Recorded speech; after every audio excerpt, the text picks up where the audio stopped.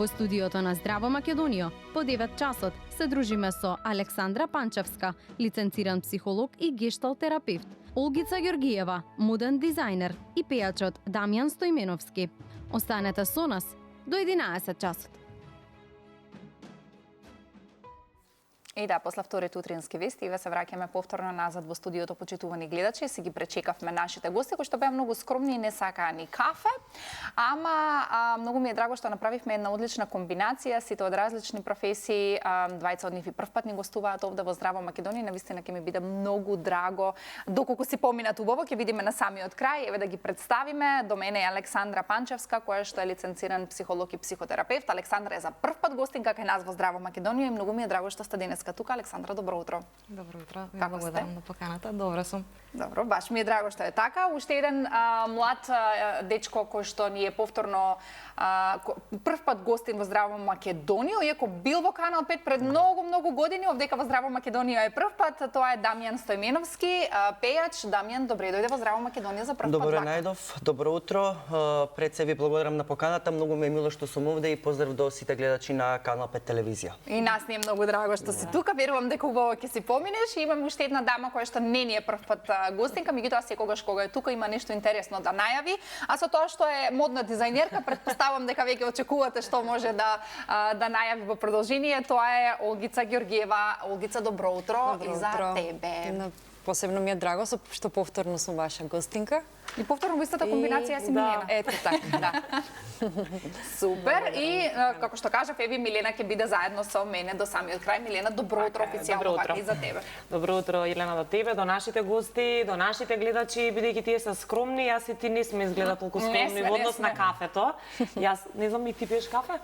Да, јас сум веќе при крај, ова го пијам од Сабајле. На здравје да ни е кафенцето, на здравје да има кафето или чајчето и на нашите гледачи што и да пијат во друштво со нас. Може би за време на рекламите ќе се предомислат нашите гости, како и да е. Одличен повод имаат сите тројца. Моден викенд, нова песна, совети кои што треба да се споделат. Малку терапија утринска. Малку утринска терапија, така што ќе има многу разговор. Да, еве вака кога сме веќе кај терапија, нема да навлегуваме веднаш, нели, веднаш во терапевтски моабити, меѓутоа еве Александра, сакам да ја прашам што најчесто вака ги носи луѓето денеска на терапија, Александра, затоа што нели во последно време многу често зборуваме ние за ментално здравје, што е супер, нели, некако веќе не е толку стигма и табу луѓето да одат по психотерапевти. Меѓутоа ете вака од ваша страна, од ваше искуство, која е онаа причина која што најчесто ги носи луѓето на психотерапија? Па, прво би се осврнала на ова што го спомнавте, дека не е веќе стигма.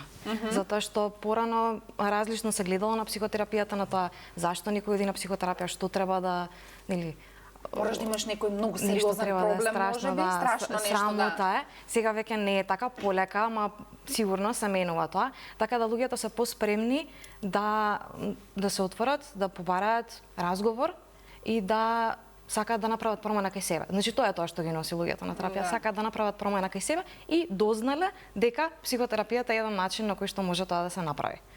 Сега, ако зборуваме за тоа со кои симптоми доаѓаат, можеби малце и подоцна би било посоодветно.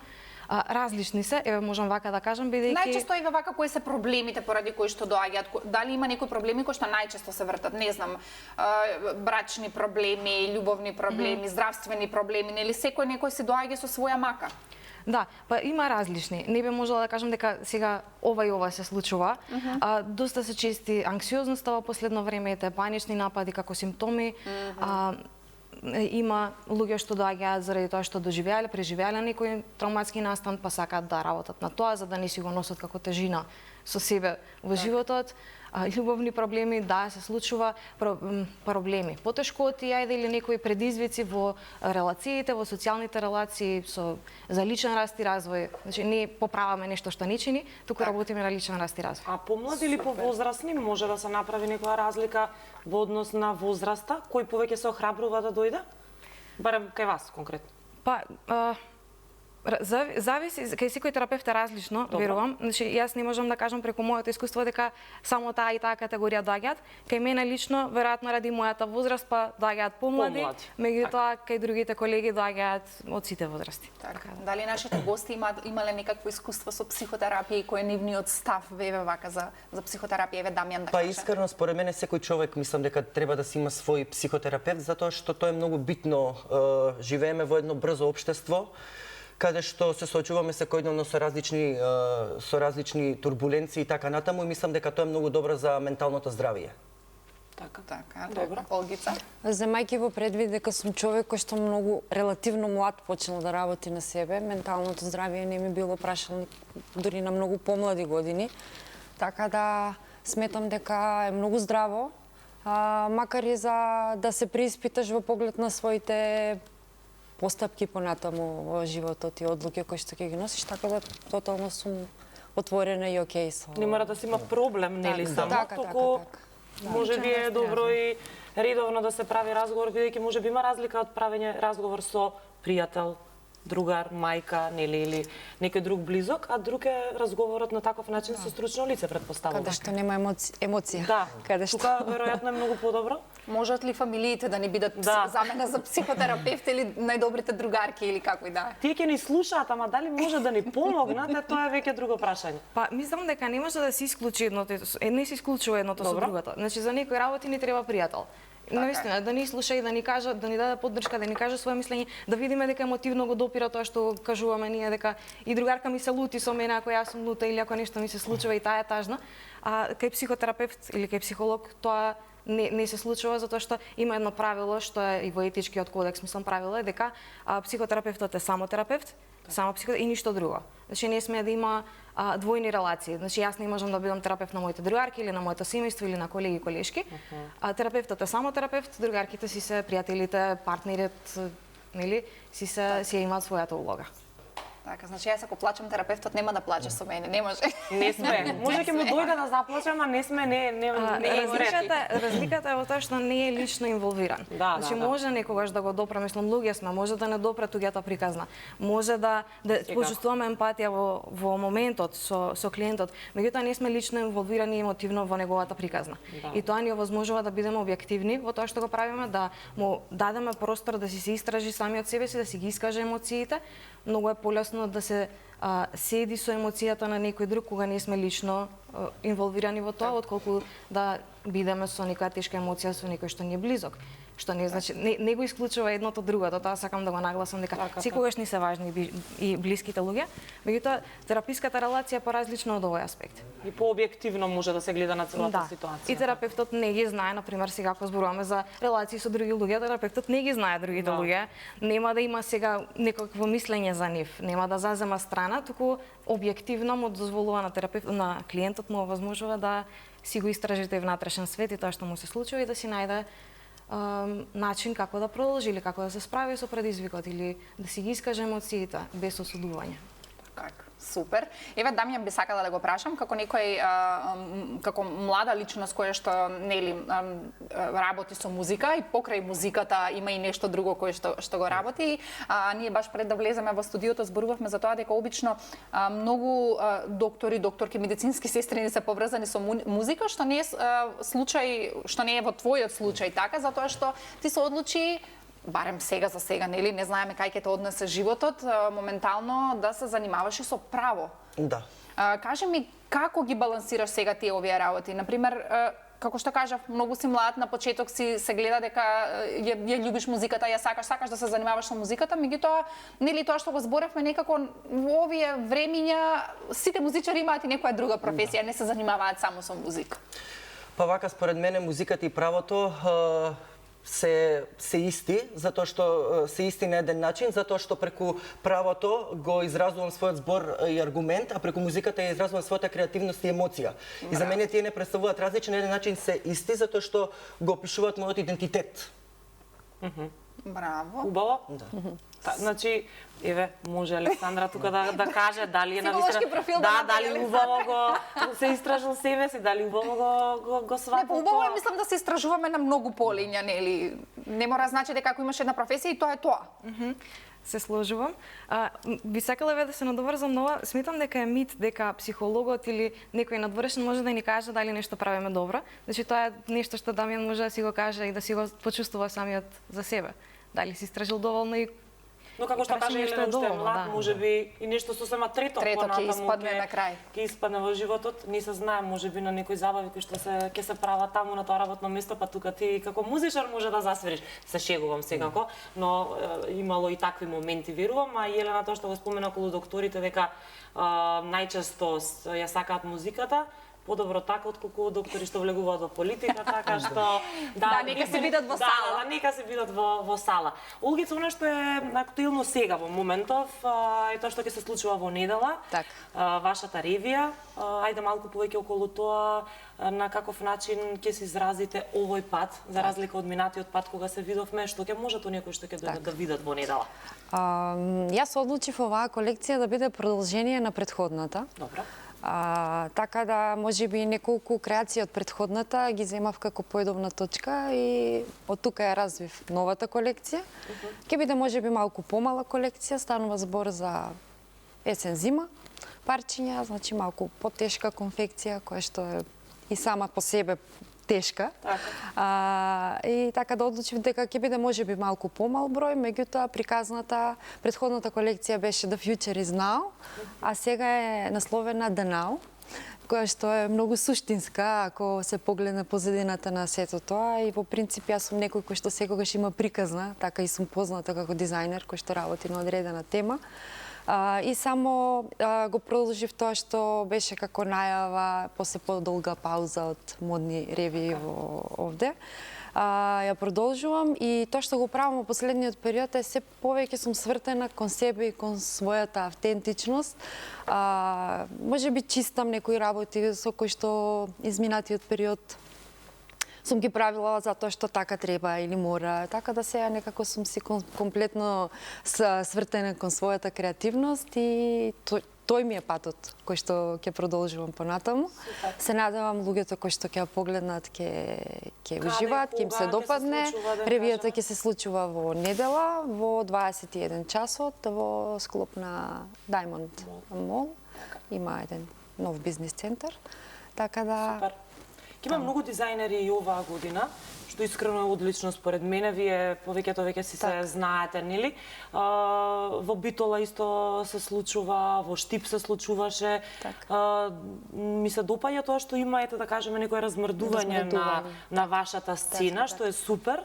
Какво мислење имате вие за сето тоа? Дали соработувате, си разговарате со вашите колеги, споделувате искуства? Па морам да признавам дека во последно време можеби таа генерација која што бевме ние поблиску и кој што почнавме во исти период да работиме, имавме повеќе комуникација, сега веќе има нови дизајнери, што е одлично и треба да има. Јас морам да бидам искрена, не ги познавам сите, меѓутоа веќе имам прилика сега да запознавам дел од нив. Ми се допаѓа фактот што повторно на некаков начин се враќа таа модна сцена која што особено после короната беше прилично ја удри таа професија самиот настан и да не речам мептем беше притаена. Сега некако срамежливо се појавува, да се надеваме дека ќе оди нагоре тој тренд и дека ќе се појавуваат и нови дизајнери, ќе има и настани каде може да се представуваат, ќе има публика, ќе има купувачи за тој профил на облека и така. Натаму работите се менуваат, многу се променети, тоа значи дека и ние како дизајнери мораме да го прифаќаме новиот тек. Секој да си го одбере својот правец, каде и како ќе работи и мислам дека за креативноста никогаш немало, значи секогаш светот бил отворен за креативноста, и за креативни луѓе, тоа е едноставно создаваш креативна енергија, тоа е животна енергија, цело време си во создавање, се околу нас е направено од уметници. Никогаш не е досадно. Секогаш има нешто ново. Секогаш има нешто ново, секогаш И така да јас сум многу благодарна на мојата професија, затоа што Браво. секој ден јас себе, не знам, работам професионално од 2007 година. Јас се уште станувам со возбуда, се смеев сама на себе пред неколку денови. Беше недела, јас со душа чекав да дојде понеделник и да одам на работа и после толку години се уште сум со таа возбуда Тоа е за преубаво, создавање, супер. затоа што секој ден е нешто ново. Секој ден имаш предизвик различен, исто а различно, нели? Така. И Оле, спомна креативност во оваа работа, што дефинитивно се согласувам. Меѓутоа, сакам да те прашам, дали ти од мала знаеше дека ќе бидеш креаторка или си имаше некоја друга желба, па некако патот те нанесе навака? Јас често знам да спомнам во интервју дека сум една од посрекините, затоа што од секогаш, значи сум знаела од најмала возраст дека ќе го работам тоа. Дури мојата приказна е многу интересна. Јас во моментот кога требаше да се запишувам на факултет, немав прилика да одам надвор да студирам. Овде се уште немаше факултети за мода. Јас се запишав на географија, инаку сум дипломиран професор по географија.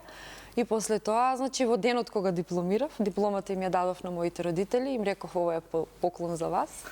И одам во Во модниот истиот свет. момент, тогаш Никола Евтимов имаше приватна школа, се јавив, си закажав приватно, си одев и си започнав да си работам ова што го работев. Како го прифатија тоа родителите да ни подари дипломата? Јас потекнувам од традиционално семејство, каде што нели се знаело родителите како размислуваат, меѓутоа од денешен аспект јас сум си горда и благодарна на сама себе што сум имала храброст да се прво доаѓам од помал град, дојдов во поголем град кај што требаше да се борам нели со се што доаѓа со самото тоа. Второ, треба да се бориш со родителите да ги убедиш дека треба, значи дека тоа е твојата љубов. Во тоа време било почудно, Меѓутоа сега мислам сега веќе. Сигурно викале бе нема пари таму, значи го знам тоа од родителите кога им кажеш дека сакаш нешто да биде, тоа нема пари. Учи да бидеш директор. Така на времето и за музичари било, за пејачки, нели? Да, сигурна работа. Меѓутоа денеска самото време покажува дека нема ништо сигурно. Сигурен си само ти. Тоа што го ставаш во себе, толку, тоа што го инвестираш во себе, да се нема работи тоа што се ништо сака. сигурно. Така да денеска веќе имам комплетна поддршка од сите околу мене. Сум си го живеам својот живот. И својот сон. Да, сум среќна, исполнета, тоа е тоа што сакам да го правам и единственото нешто кое што треба да го правам во наредниот период, да инвестирам, да растам, до каде што можам.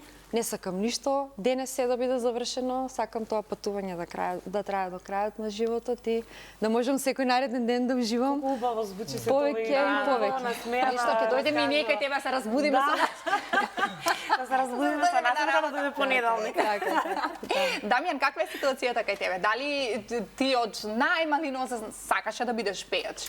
Па да, знаеше дека ќе бидеш пејач? Јас уште од кога знам за себе пеам, уште од најмала возраст. И некако кога почнав нели основно училиште, почнав да настапувам, да изведувам некои музички numeri на тие представи. На приредби сигурно главен си бил. На приредби, да. Скоро на секоја приредба пеев, дури глумев. Стварно? Прво почнав да глумам, па потоа и да пеам. Браво. И кога се запишав средно, исто така и овде почнав да настапувам и на надпревари, каде што освојав и неколку награди, 2 први и 1 второ место, каде што се надпреваруваа сите средни училишта во Македонија.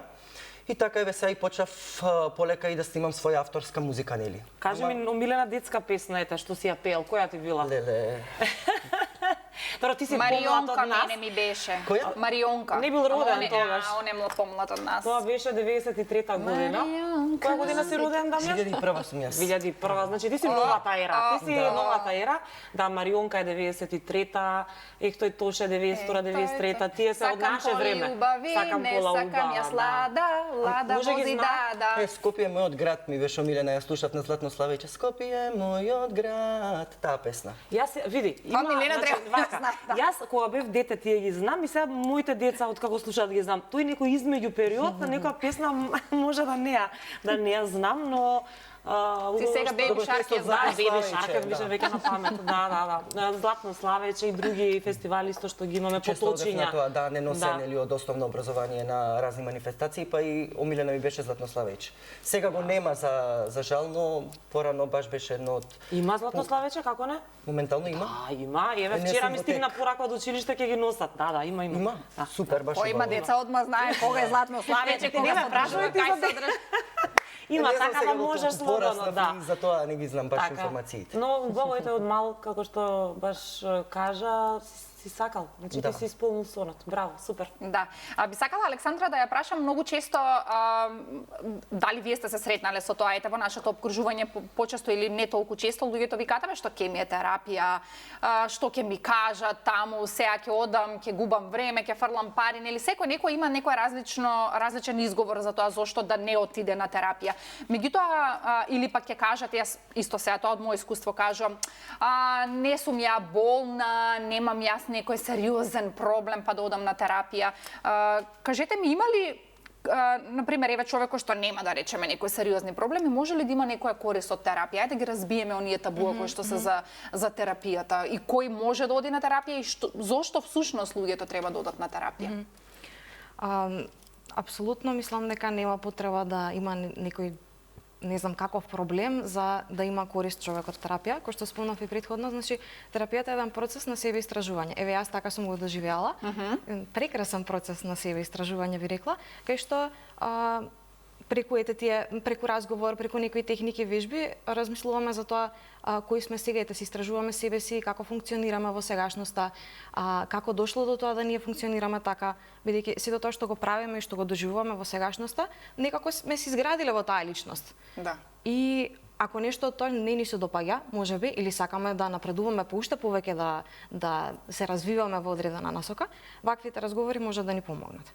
И сега тоа што го прави психотерапијата, што го нема, например, во пријателските разговори, е што дава можност да се истражува од каде доаѓа одредено однесување, одредена потешкотија, ета можеби што имаме во моментот, како сме дошле до тоа и гледаме начини како можеме тоа да го промениме. Так, се доаѓа од тие пусти трауми од детството, Александра. Дај да си кажеме како сме пораснале, родителите како не учеле. Мислам, добро, сега додуша тоа беа други времиња, меѓутоа добрата вест е што сето тоа може да се промени, нели? Не е дека сега ние сме израснале на некој одреден начин и готово имаме печат дека ние сме такви. Да, па добро, тие травматски настани од детството секако влијаат на тоа какви сме како личност. Сега може некогаш да имаме некакво растење во некаков контекст што ни изградило во некоја личност што не мора да значи дека било травматско. Ево ова што го зборуваме дека не мора да значи да било травматско, меѓутоа тоа што сме го научиле низ тоа минато, веќе не сакаме да го применуваме за понатаму. Или тие одбрамбени механизми, тие начини кои што сме ги создале за да се справиме, за да менаџираме со тоа што ни се случувало, за да функционираме во таа средина, откако ќе се смени средината, откако ќе пораснеме, ќе имаме повеќе ресурси, различни околности, не ни требаат веќе. Сега некогаш си остануваат така несвесно, си ги применуваме се уште не ни требаат. Некогаш требале, биле здрави, биле корисни, меѓутоа сега во моментот сменати се околностите, ама тоа станало како некое научено однесување и тоа е нешто што се истражува. Да. Си го повторуваме несвесно. И сакам да прашам, еве спомнавте неколку пати траума, например, кога ќе се спомне траума, еве сега мене лично, верувам дека и на многуте гледачи се викаат кој знае што нешто треба да се случи. Траума е нешто страшно, нешто големо, кога збориме за трауми од детството, нели? Ама траума и не мора да значи тоа. Ајде да објасниме, ако може, што е тоа траума и дали е тоа нешто толку страшно и големо, не знам сега, несреќи, смртни случаеви, нели? Мислам, на така не асоцира нешто преболно, претешко, а всушност траума може да биде и некој најмал проблем кој што ние како деца не сме го регистрирали или не сме знаеле како да се справиме со него затоа што сме биле деца. Еве, за да го објаснам тоа што е траума, би направила една разлика помеѓу тоа што е травматски настан и травматска реакција. Тоа е и во литературата така има разлика. Значи настанот е тоа што се случило, било да ете, што несреќа некоја или нешто така големо и страшно, меѓутоа и некој настан што во одредени околности би бил вообичаен, а во други не. Караница на, не знам, на родителите кога си имал 3 години. Може ли тоа да биде исто некој травматски настан за нас? Зависно. Сега тоа сакам да кажам дека контекстот е битен. Значи и настанот и контекстот во кој што се случува тој настан и способноста, ресурсите, можностите на личноста да се справи со тој настан. Можам да споделам еден пример од литература што го имам прочитано. Значи да остави родителите да го остават детето само дома. Како настан, да го земеме. Ако се случи на новороденче, тоа ќе биде животозагрозувачки настан за него. Затоа што не може да преживее само, нема ресурси, не може да се справи со тоа. Ако се случи исто, родителите да го остават детето само дома на 5 годишна возраст, може да се снајде. Нема да му биде многу пријатно, ќе му фалат, можеби ќе се вознемири, ама знае да си направи јадење, знае да се снајде, мислам да си земе нешто и тоа фрижидер. Да, ќе се снајде, ќе преживее. Да се случи тоа на тинејџер, тие ќе бидат најдобрите родители на светот. Да. Значи, го кажувам. Реално, да, супер, сам сум дома. Да. Сега, тоа е настанот едно, контекстот во кој што се случува е друго и ресурсите, способностите на личноста во тој даден момент да се справи со настанот е трета компонента што влијаат на тоа дали тоа ќе биде травматски настан или не. И сега кога зборуваме за травма, која што исто така и се третира психотераписки, зборуваме за таа реакција која што останала како не завршена. Сега настанот се случил, поминал, завршил, сме имале некаква реакција во тој настан, вознемиреност, емоции, страф, лутина, што и да е. И тие не сме имале можност како да ги обработиме, како да се справиме во дадениот момент на некој начин со кој што би го заокружиле тоа. И сега, малце метафорички да се изразам, тие емоции, тој настан останува жив во нашата меморија. И може да остане жив долго време, и покрај тоа што завршило, покрај тоа што околностите се смениле, можеби сме го перцепирале како нешто опасно и страшно, не било, и посега добро не е битно, ама нешто останува во нас. Да. И кога зборуваме за работа со травма, зборуваме за работа со тие емоции што останале и тие мемории кои што останале, што се уште живи, што се уште постојат во нашиот ум, во нашето тело, мислам емоциите ги чувствуваме на телесно ниво и психотерапијата дава можности за тоа да се разреши, да се разработи, да се истражи и да се заокружи тој циклус, тој процес, за да веќе не си ги носиме како тежина. А дали тука е, да речеме, ако можам така да наречем, има некој прак на толеранција кој колкава травма може да поднесе, ако ги користам термините соодветно?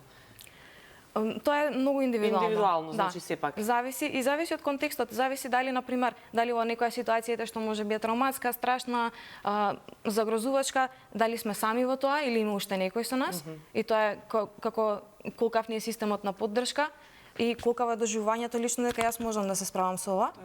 Или што и да се случи, имам некој до мене или значи тој систем на поддршка тука се земаат во предвид. Се битни, да. Така, добро. Ми дојде смешно сега за тоа што кога зборуваме за травми, мислам воопшто не е смешно, меѓутоа ми текна на еден статус на Facebook, имаше некој напишани травми од детството, стани да се поздравиш со гостите, нели мајка ти која ти вика ај сега стани со гостите да се поздравиш. Или немој да јадеш ова за гостите на слава. Или чекај татко ти да се допие па ќе си одиме. Па тука две столчиња да се спојат да поспие детето. Да. Тоа се оние, мислам, травми од детството кои што верувам дека сите сме ги проживеале така, нели сега травми од детството има разлика, нели од травма до травма. Не тогаш се чинело многу страшно, сега во денешно време можеби малку и да се пошегуваме на наша сметка, бидејќи навистина. Уредуле сите сме го поминале тоа. Истото. Да, мислам дека денешните деца нема да ги имаат тие травми кои што сме ги имале ние тие генерации. Некој мислам дека овие деца други травми ќе. Па да. Други времиња, ти го зем телефонот или нешто, не знам, со технологија. Да, нема да гледаш YouTube, нема да го гледаш тој спот или тој цртан, стварно е така. Порано немало, не сме имале телефони, не можат да ни земат. Ама за така се вижда дека не се допие. Еве Дамјан како најмлад имал некои травми од неговото детство. Имам ако не знам, ако не добиеш петка нема да излезеш или ќе ти го земам телефонот. А добро, ние сме ги имале тие, да. Те оценуваат родителите со телефонот, значи тука се појавува веќе таа генерација 2001 со телефонот. И како мораш да учиш или ако добиеш од оваа петка ќе ти купам тоа и тоа. Едноставно како услови за да учам, за да добиам тоа што го сакам. И што најмногу се сакал? Зашто си седнувал најмногу да учиш? Зашто си учел, да. Апарат искрено многу сакав и во тоа време професионален апарат. Да фотографирам. Значи пак таа уметничка нота. Учев цела година за да го добиам тој апарат. Ми треба еден човек тука, слободно, ако треба после емисија. Кога сме веќе кај уметност, Олгица, тука ќе се надоврземе какви материјали овој пат ќе се користат, дали ќе се користат исто како и за минатите твориви, знам дека природните материјали ги сакам и бои, да. Ова ќе биде навидум темна колекција. Дали ќе доминира? Имаме и кафе боја кафе. Црна, бела, Бордо дали ќе има? Месо, кожа боја, бордо не. Јас не сум дизајнер кој што прати трендови. Јас сум дизајнер кој што во моментот кога ќе стане тренд, за мене повеќе не е тренд. Досадно веќе. И затоа никогаш не сум, од моите почетоци не сум пратела трендови. Ќе имам, значи, капути, ќе има чоја доста, кадифе, така да, може би од аспект на какви парчиња ќе има, пробувам да покажам што се работам од тешка конфекција до свечени фустани, едноставно како една палета на мојата работа, концепирана во да речеме, Уште повеќе чекам сега да дојде. Сега да не откриваш нешто многу, ете би сакала да те прашам како еве некоја жена не гледа сега и сака си купи капут. Сега знам дека индивидуално сакам ова, сакам она, меѓутоа ајде да прашаме струкирано или оверсайз, подолги капути, пократки капути, со крзно, без крзно. Па сега се враќаат пострукирани парчиња на облека, нели во изминатиот период беа оверсайз повеќе, сега некако повеќе се враќаат елегантни, пострукирани, да се следи линијата на женското тело, така да Јас многу една сакам женска елеганција затоа што и од секогаш сум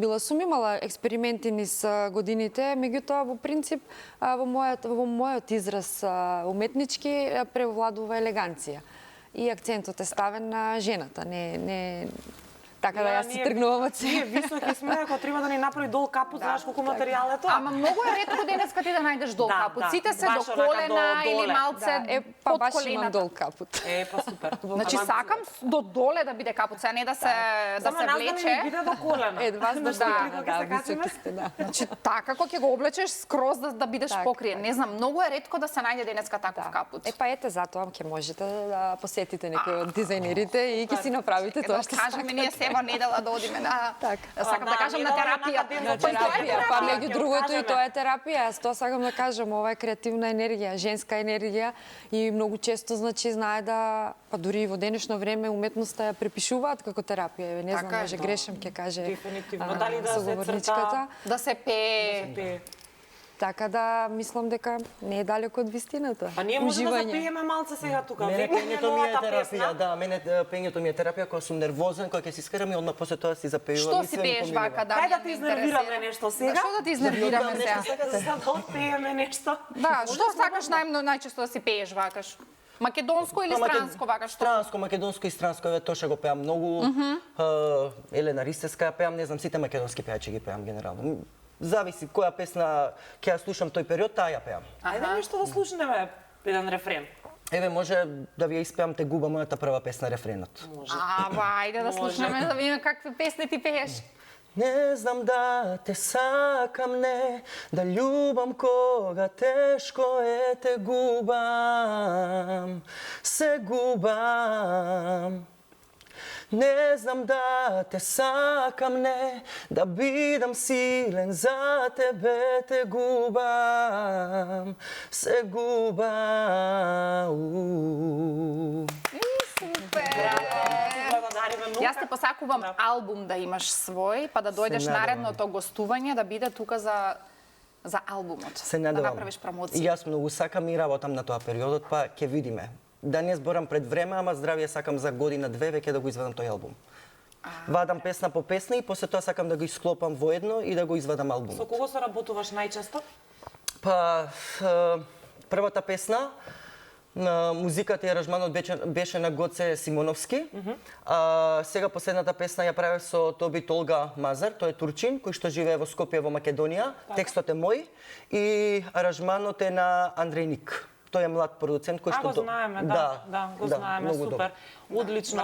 Во однос на пеењето, на интерпретација, дали си се советувал или се посетувал часови кај некои кои што веќе има искуство и се професори за пеење? Јас веќе 10 години посетувам часови по пеење редовно, браво. секој вторник скоро да на часови по пеење, затоа што е многу битно. Браво. Мора константно да се работи, константно да се вежба нели да се одржи позицијата на гласот, пошто има многу техники, зимање воздух од диафрагма, да, горна позиција, не се пее од грло, овде треба да биде све опуштено, се пее овде од горната позиција и мора цело време да се работи, да се вежба, нели, за да може да се постигне добар ефект и да звучи онака како што треба да звучи. Браво, инвестиција во себе, ми се допаѓа тоа, Дамјан. Некако и тие часови ме релаксираат. Едва и чекам, например, да дојде вторник или не знам кога ќе имам термин да отидам и тоа ми е на еден начин терапија. Психотерапија, да. Сите имаме ние некој вид на психотерапија. Како се изразуваме преку нашата креативност. Така е. Имаме уште 3-4 минути, мислам, до самиот крај. Би сакала пред да започнеме со вториот дел да ја прашам Александра, затоа што за тоа ќе се поврземе малку повеќе. Благодарам, мрежа, уште 6 минути имаме. За еден вид на терапија, за кој што би сакала малку и да позборуваме, можеби во вториот дел, меѓутоа е нешто кое што никој не го спомнал тука тоа кај нас во емисија, а е нешто кое што е доста популарно. Сега на македонски EMDR, нели така се тие буквите, EMDR, јас го знам на англиски, тоа е еден вид на терапија за кој што јас сум читала и гледала феноменални искуства на луѓе во светот. Јас дури не верував дека некој во Македонија го прави тоа. После кога видов дека список на психотерапевти кои што се занимаваат со EMDR, еве сега ќе си каже Александра како се чита и што всушност представува овој вид на терапија. Ајде да ги поведеме малку гледачите во тоа. Да. EMDR е преземено од кратенката од англиски, така да на некој начин не е на македонски, ама не е, затоа што е EMDR, Eye Movement Desensitization and Reprocessing, што значи тоа десензитизација и репроцесирање со движење на очите. Сега на македонски само ја преземавме EMDR, како EMDR. Тоа е релативно ново кај нас, релативно ново и во светот, ама зборувам, нели, во контекст на од кога постои психологијата, од кога постои психотерапијата. А кај нас пред неколку години веќе постои. Во текот кога траеше коронавирусот, имавме едукацијата беше онлайн и во тој период почна всушност да се едуцираат македонските терапевти за овој правец и да се практикува. Тоа е еден правец кој што зборувавме за траума, па ќе го поврзам, мада што не е само за траума, али се покажал како доста ефикасен и ефективен кога се работи со траума, бидејќи нашиот мозок, умот, организмот е многу мудар и знае да си го најде патот кога има услови за тоа. И ова што го спомнавте сега, дека сите различни активности делуваат тераписки на нас, затоа што или тоа е тоа што ни годи, ни овозможува експресија и така натаму. Сега тој дел од умот или во EMDR се вика систем на репроцесирање, што функционира нормално, условно кажано, во секојдневни ситуации, кога имаме травматски настан, престанува да работи за момент, се заглавува. Се гаси. Се гаси, затоа што побитно е да се преживее во тој момент. Значи не штити нашиот мозок, сака да не заштити. Да. Сега, што се случува тогаш, ако тој систем за репроцесирање или за обработка на тоа што ни се случува, на искуствата што ни се случуваат, во даден момент престанува да работи, таа меморија од тој настан останува запишана. Ние си го памтиме настанот, во најголем дел од случаите, останува запишана, ама не е запишана исто во нашата меморија како секојдневните настани. И тоа е таа травматска меморија со која што може после да се работи. Сега да се вратам на EMDR или репроцесирање со движење на очите. Тие што го создале правецот сватиле дека со наизменично стимулирање на левата и десната хемисфера на мозокот или со движење на очите лево-десно, бидејќи кога ги движиме на едната страна се стимулира едната хемисфера, кога ги движиме на другата страна се стимулира другата. И со ова наизменично стимулирање на левата и десната хемисфера може да се активира системот за процесирање и за обработка на податоци, на искуства. Интересно. И сега, што правиме во EMDR? Со соодветна подготовка нели на клиентот со неколку фази, главниот дел јадрото, да речем средишната фаза, ја активираме травматската меморија, што нели е така запишана во мемориската мрежа и го активираме системот за репроцесирање со движење на очите лево-десно. И таа меморија се поврзува и со другите мемории што ни се позитивни, што се адаптивни, што се она што сме имале како позитивно искуство во животот, што не ни е достапно на некој начин кога се сеќаваме на таа травматска меморија.